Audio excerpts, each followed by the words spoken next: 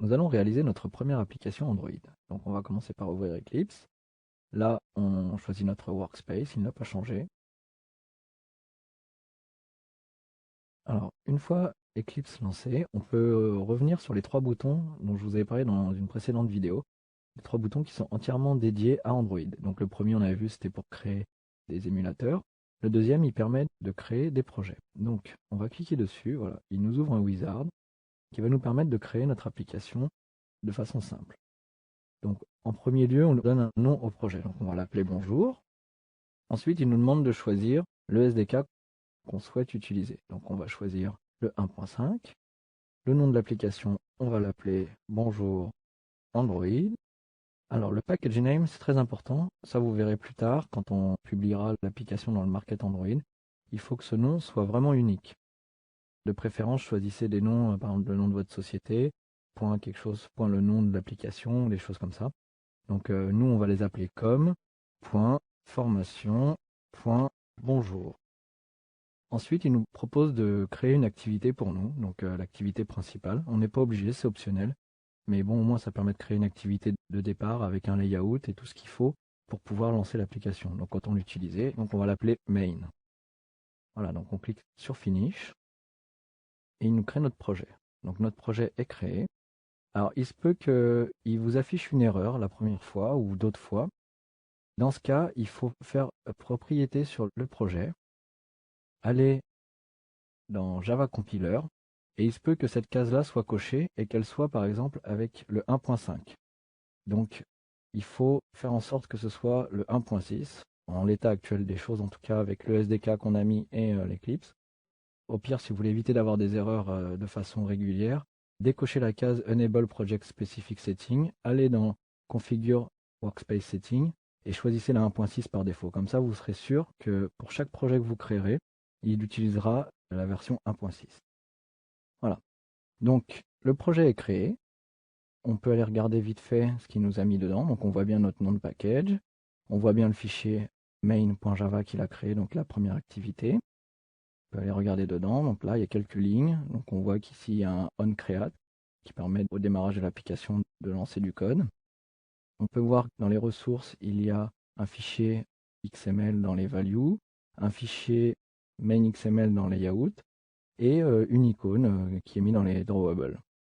Donc on va essayer de lancer cette application déjà avant de se concentrer sur le contenu.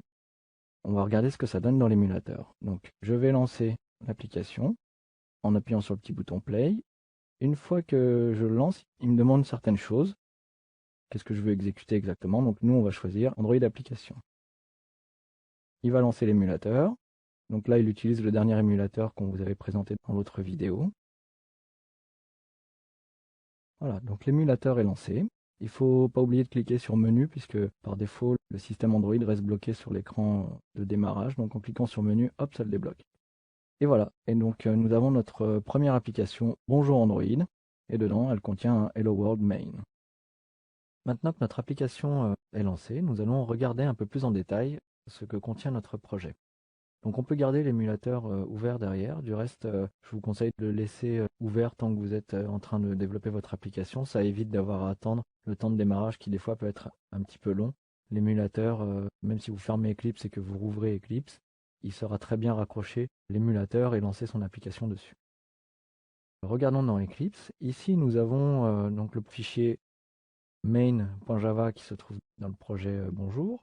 Donc ici, le onCreate qui est lancé dans l'activité permet d'exécuter du code dès le démarrage de l'activité. Donc ça, on va y revenir un peu plus tard. Ici, nous avons un dossier gen qui contient des fichiers générés automatiquement, notamment le fichier r.java qui contiendra les informations relatives aux fichiers qui sont contenus dans le dossier res. Donc par exemple, ici, on peut voir qu'on a un statique int de icône qui sera la valeur qu'on appellera pour utiliser l'icône qui se trouve ici. Pareil pour le layout, donc on voit qu'on a une valeur int pour le main qui est ici, le main.xml, et on aura la même chose pour les valeurs contenues dans le XML, qu'on puisse les utiliser directement depuis le code. Voilà, donc commençons par regarder aussi le fichier string.xml.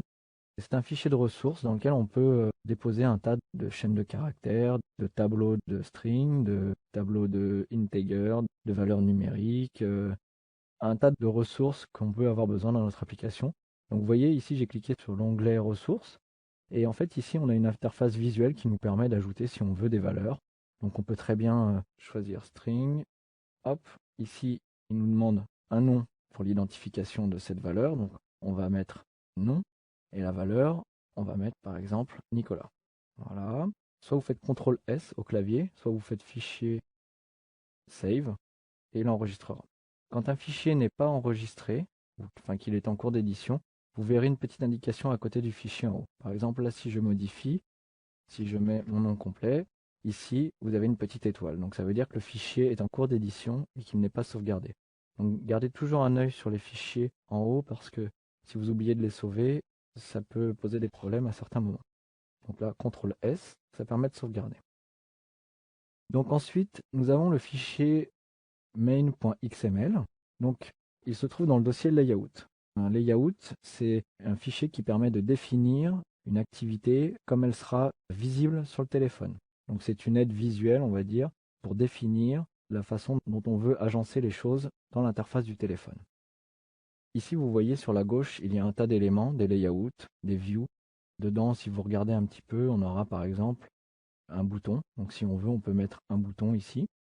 Voilà, si on veut, on peut mettre une checkbox. Sur chaque élément, y compris sur le fond, donc vous voyez ici sur la droite, on a carrément la hiérarchie de notre layout et on peut aller directement à l'élément dont on a besoin d'éditer. Si on regarde en dessous, pour chaque élément, dans les properties, donc je vais l'agrandir un petit peu, on a un tas de propriétés que l'on peut modifier.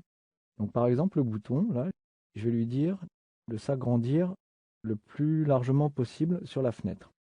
Donc pour ce faire, il faut aller dans Layout Height ou Layout Width. Donc Height c'est pour la hauteur, Width c'est pour la largeur.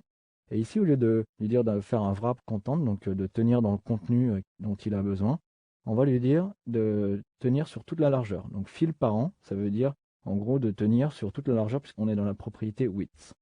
Donc là, si je clique là, voilà, on voit que quand je sors, ça valide. Et là, en haut, visuellement, tout de suite, je vois à quoi ça ressemble. Donc je fais CTRL S. Vous voyez en haut, il y a la petite étoile. Hop, il est sauvegardé. Donc en gros, là, mon application, je peux lui mettre certains éléments et après aller les utiliser dans mon code. Je peux changer les couleurs, je peux faire un tas de choses. Par exemple, la checkbox, je vais lui assigner une couleur. Donc, il faut trouver la propriété couleur. On va mettre un text color, par exemple. Donc, on va changer la couleur du texte. Donc, certaines fois, vous pourrez cliquer sur le petit élément sur lequel je viens de cliquer. Si vous avez défini, par exemple, dans les strings, une valeur d'une couleur prédéfinie que vous voulez pouvoir réutiliser un peu partout, par exemple des codes couleurs de votre société ou de l'application que vous aurez définie, eh bien vous pourrez la récupérer et la réutiliser sans avoir à la retaper manuellement à chaque fois partout. Et le jour où vous voulez changer juste la valeur, par exemple si le bleu a un petit peu changé, eh bien vous aurez juste à le changer dans la valeur du fichier XML dans lequel on met les informations et ça le changera dans toute l'application. Bon, nous, on va mettre directement la couleur, donc il faut les mettre au format HTML. Vous pouvez également tenir compte de l'alpha, donc de la transparence. Donc si par exemple, je mets FF00, donc ça devrait nous donner du rouge. Voilà, donc vous voyez, là j'ai du rouge.